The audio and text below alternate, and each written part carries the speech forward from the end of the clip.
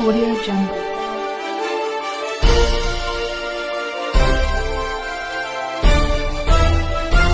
Audio Jungle. दोस्तों नमस्कार। दोस्तों हमेशा की तरह देश का जो बजट है, आर्थिक बजट, अब तो एक ही बजट पेश करती है सरकार। पहले कभी दो बजट हुआ करते थे, एक आर्थिक बजट और दूसरा रेल बजट। लेकिन जब से एनडीए की सरकार यानी मोदी और शाह की सरकार आई है, तब से देश में सिर्फ एक ही बजट पेश किया जाता है, वो भी फाइनेंशियल। उसी में सब कुछ गड्ढ करके जनता के सामने यानी देश के सामने रख दिया जाता है। दोस्तों वैसे तो आम आदमी को बजट से कुछ लेना देना नहीं होता। बजट में सिर्फ उन लोगों का ध्यान रखा जाता है जिनसे राजस्व आता है, जिनसे देश की इंफ्रास्ट्रक्चर को बनाने में मदद मिलती है, देश को सरकार को चलाने में और राजनीति चमकाने में जिनसे मदद मिलती है, उनका विशेष ध्यान रखा जाता है। क्योंकि आम आदमी को तो नमक तेल लकड़ी से ही फुर्सत नहीं मिलती है। उसके लिए अगर बजट में कुछ कमी की जाए या उसके जो रसोई से जुड़े हुए उत्पादों में अगर कुछ करना है, तब तो आम आदमी चिंता करे। लेकिन उसमें वर्तमान सरकार क्या कोई भी सरकार हो, तो इन सब चीज़ों से वो दूर रहती है। वो हमेशा कॉरपोरेट्स का ध्यान रखती है, जिससे कि उनको देश के इंफ्रास्ट्रक्चर बनाने वालों कॉरपोरेट्स को सरकार से जितनी सहूलतें मिलती हैं, इन दोनों का ही ध्यान रखा जाता है। और दोनों ही एक दूसरे के पूरक हैं कि कॉरपोरेट है तो सरकार भली मस्त रहेगी, उसको फंड की कोई कमी नहीं रहेगी। यही इस बजट में भी देखा गया है कि सब कुछ कॉरपोरेट के नाम है, आम आदमी के नाम कुछ भी नहीं है। थोड़ा बहुत जो लोगों को चिंता रहती है सर्विस करने वालों लोगों के लिए कि कितना टैक्स बढ़ेगा या टैक्स कम होगा, उसके हिसाब से भी ये बहुत ही निराशाजनक बजट बताया जा रहा है। हमेशा की तरह लोग कह रहे हैं कि इस बजट में आम आदमी के लिए कुछ भी नहीं है। अब दूसरी तरफ सरकार अपनी पीठ थपथपा रही है कि उसने ऐसा बेहतरीन बजट दिया जो कि सबकी जेब को सहूलियत देगा। वहीं दूसरी ओर विपक्ष यानी इंडिया गठबंधन पूरी तरीके से इसको निराशावादी और नाउम्मीदी से भरा बजट बता रहा है। कांग्रेस के राहुल गांधी ने इसको कहा कि ये तो सरकार ने अपने बचाव में बजट बनाया है, जिसमें कि दो बैसाखियों के सहारे वो चल रहे थे, और बजट में सिर्फ बिहार और आंध्र प्रदेश को ही माला माल किया गया, उनको रिटर्न गिफ्ट दिया गया। क्योंकि बिहार और आंध्र प्रदेश के नेताओं ने कि पार्टी ने ही, टीडीपी और जेडीयू ने ही सरकार की लाज रखी। नहीं तो अगर ये दोनों दल ना होते तो सरकार आज विपक्ष में बैठी होती और इंडिया गठबंधन की सरकार सबके सामने होती। आज विपक्ष के कई नेता जैसे कि दीपेंद्र हुड्डा कांग्रेस के एमपी हैं, कुमारी शैलजा ये भी कांग्रेस की एमपी हैं, पप्पू यादव जो कि निर्दलीय चुनाव जीत कर आए हैं, उन्होंने भी बजट की मजम्मत करते हुए कहा कि ये बहुत ही घटिया और कॉर्पोरेट को चलाने वाला बजट है। इसी तरीके से टीएमसी के अभिषेक बनर्जी और महाराष्ट्र की कांग्रेस की एमपी ने इस मामले में अपनी बात रखते हुए कहा कि बजट जनता के लिए नहीं बल्कि कॉर्पोरेट को समर्पित है, नतमस्तक है सरकार कॉर्पोरेट के आगे। अब आप ये सोच सकते हैं कि बजट आते हैं और चले जाते हैं और जनता की सेहत पर कोई असर नहीं होता। महंगाई दिन ब दिन बढ़ती जा रही है, सब्जी के भाव हर चौथे दिन बढ़ते जा रहे हैं, सरकार का उस पर कोई ध्यान नहीं। दाल ले लीजिए, तेल ले लीजिए, घर की रसोई से जुड़ी हुई जितनी भी चीज़ें हैं उन पे सरकार का कोई भी नियंत्रण नहीं है। महंगाई सिर्फ आसमान छू रही है। सरकार को सिर्फ कॉर्पोरेट का ध्यान है कि कॉर्पोरेट रहेगा तो फलानी जगह एक्सप्रेस वे बन जाएगा। एक्सप्रेस वे बनने से किसको फ़ायदा होगा? आम जनता को क्या फ़ायदा होगा? आम जनता तो वही सब्जी खरीदेगी, आटा खरीदेगी, दाल तेल, नून तेल लकड़ी, इन सब चीज़ों लेकिन इन सब चीज़ों के दामों में लगातार इजाफा होता जा रहा है, लेकिन सरकार की तरफ से ऐसा कोई भी कदम नहीं उठाया गया है जिससे लगे कि आम जनता के लिए भी सरकार कुछ सोचती है। गैस आज से 10 साल पहले 450 रुपये की मिलती थी, आज वो 1100 रुपये है।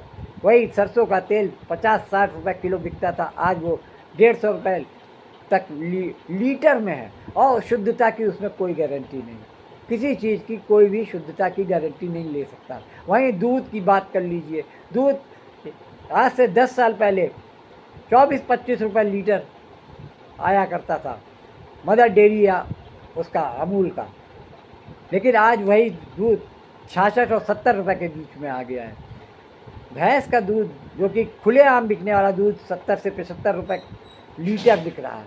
किसी चीज़ पे कोई नियंत्रण नहीं। महंगाई दिन ब दिन सुरसा की आग की तरह फैलती जा रही है और सरकार अपनी वाई में अपनी पीठ थपथपाती जा रही है। उसको गरीब जनता से कोई मतलब नहीं। चुनाव जीत लिया है, अब जनता के सामने सिर्फ अगले 5 साल के बाद ही जाना है और सबको जय श्री राम का नारा लगाना है।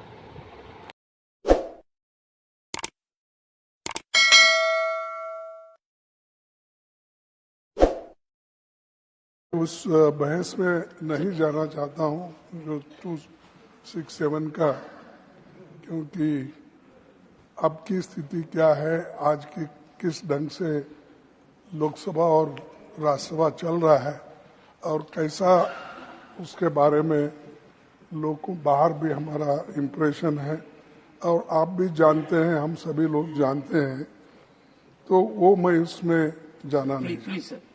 मैं सिर्फ आपसे यही रिक्वेस्ट करूंगा, जो कल बजट पेश हुआ उस बजट में किसी स्टेट को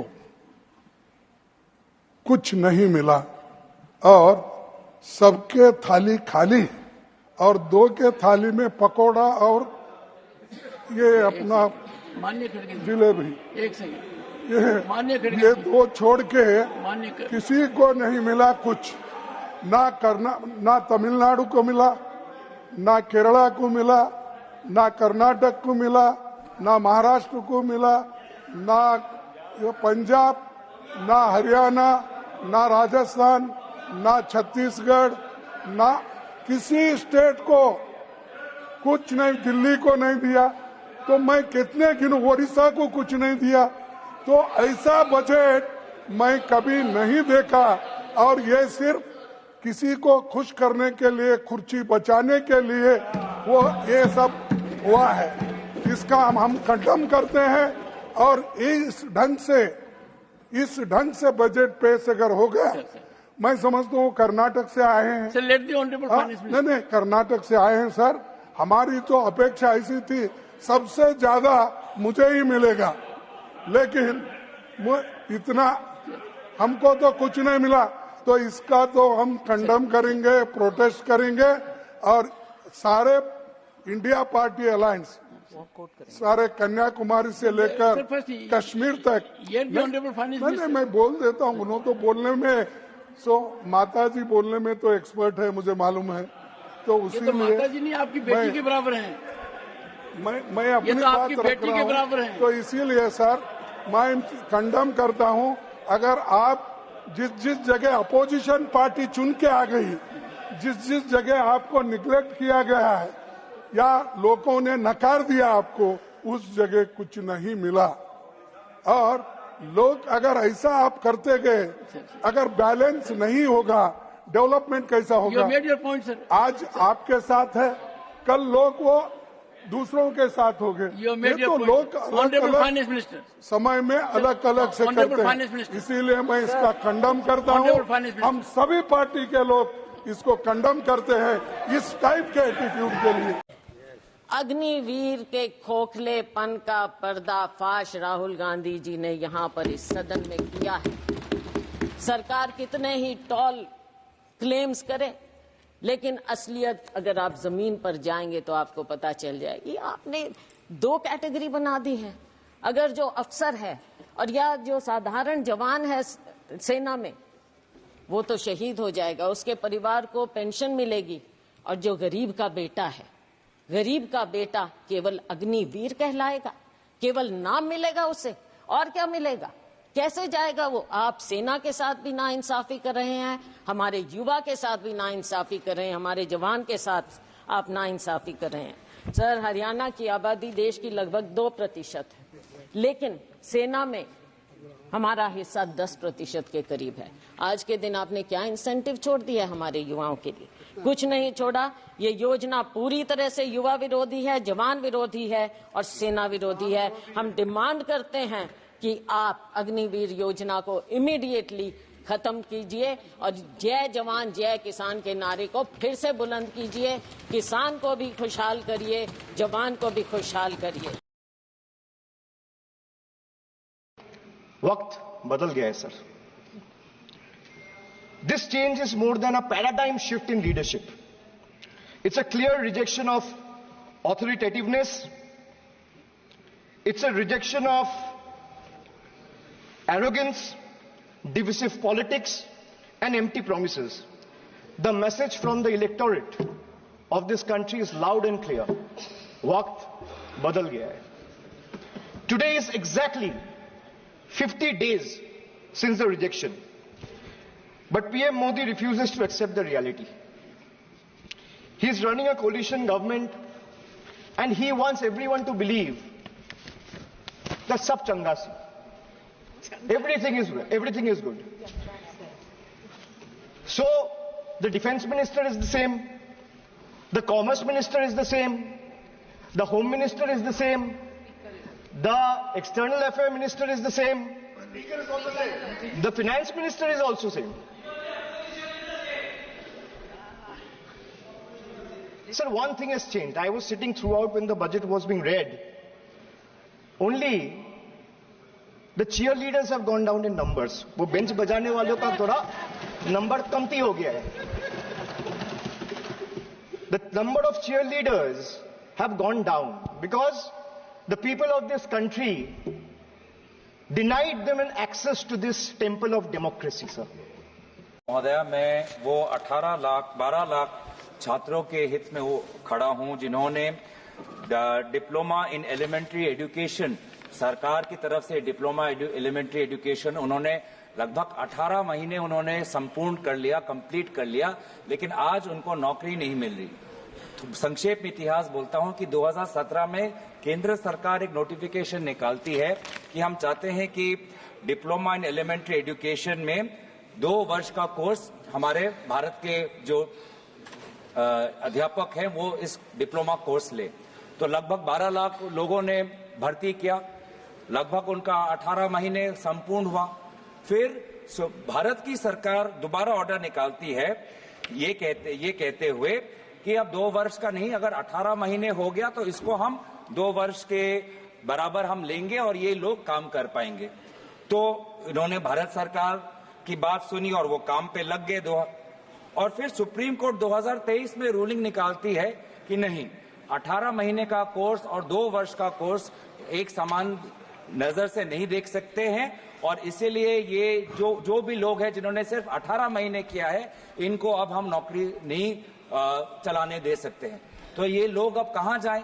इन्होंने सरकार का इश्तिहार देकर डिप्लोमा कोर्स में भर्ती हुए, इन्होंने सरकार का रवैया मानते हुए 18 महीने कंप्लीट किए और फिर सुप्रीम कोर्ट का रूलिंग आ गया कि नहीं, अब 18 महीने पर्याप्त नहीं है। तो कहां जाए? तो मैं चाहता हूं कि केंद्र सरकार, MHRD, शिक्षा विभाग इन बच्चों का संज्ञान ले। लगभग 12 लाख छात्र हैं, काफी ज्यादा असम से भी है, उत्तर पूर्वांचल से हैं, उत्तराखंड से हैं, तो इनको न्याय दे। एक गजट नोटिफिकेशन अगर MHRD निकाल लेगा तो इन 12 लाख छात्रों को इंसाफ मिलेगा। धन्यवाद। Thank you sir. Sir, I would like to state very important issue on the health sector of India. GST on luxurious goods like gold, silver, diamond is restricted to 3%, whereas services of medical importance and necessities are kept at 18% of GST. That, for example, life insurance and mediclaim policies. This clearly shows that the government is least bothered in public health care matters. Due to such heavy taxes, common public avoids taking mediclaim insurances. Policies and ends up paying the hospital bills in lakhs. Our country had already experienced this in COVID pandemic 19, where common man had to sell his property to pay the hospital bills, or as he was not covered under the medical insurance policy. It is recommended that to cut down the GST rates on mediclaim insurance policies, this will encourage the common man to insure his life by taking mediclaim policies. Thank you. Gandhi ji से मिलने आए थे तो उन्होंने पूरी तरह हमारी बात सुनी है। जो एमएसपी लीगल गारंटी कानून जो हम बनाना चाहते हैं उसके ऊपर लंबी चर्चा हुई है।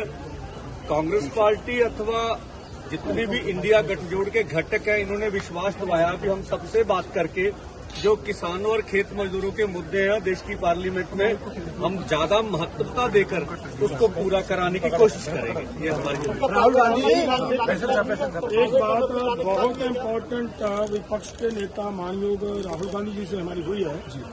जो हरियाणा गवर्नमेंट ने हमारे किसानों के ऊपर जिस तरह का अत्याचार किया है उसको इन्होंने हमारे साथ वायदा किया है कि जो हरियाणा गवर्नमेंट वही गोलियां चलाने वाले, वही मारने वाले, वही इन्वेस्टिगेशन करेंगे और वो कैसे इंसाफ देंगे उसके ऊपर हमारी आवाज बनकर पार्लियामेंट के अंदर वो बात रखेंगे। प्रयास करेंगे कि हमें इंडिपेंडेंट वो इन्वेस्टिगेशन हो पाए और उन्होंने ये भी हमारे साथ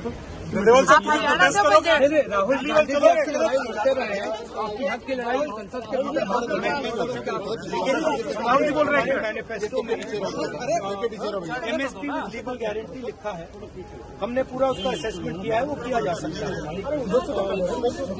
अभी मीटिंग की हमने, मीटिंग में हमने ये डिसाइड किया जो इंडिया गठबंधन के बाकी लीडर्स हैं उनसे हम ये डिस्कशन करेंगे और फिर सरकार पर दबाव डालने की कोशिश करेंगे कि legal guarantee, MSP legal guarantee Hindustan के किसानों को मिले। वो चर्चा चल रही है, वो उसके बारे में हम इंटरव्यू डिस्कस करके वो करेंगे। धन्यवाद।